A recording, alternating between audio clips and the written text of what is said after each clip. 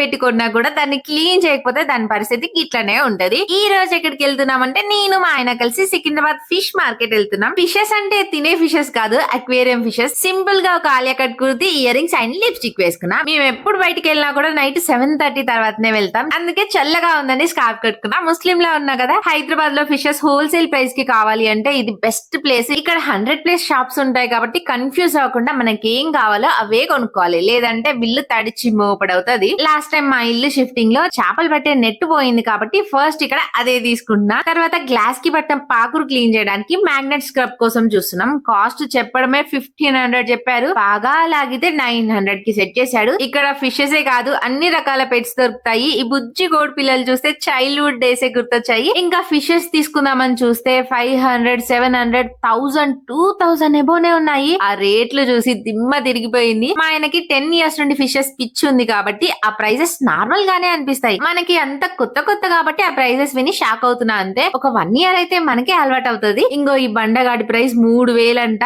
గుండ్రంగా భలే క్యూట్ గా ఉన్నాడు. ఇంకా ఇక్కడ వీడియోస్ అలో చేయట్లే గానీ మంచి మంచి కళాఖండాలు ఉన్నాయి. ఇక్కడ అన్ని చూపిస్తుండే. ఇంతకీ మేమేం తీసుకున్నాం అనేది నెక్స్ట్ వీడియోలో చూపిస్తా. అప్పటి వరకు వెయిట్ చేయండి.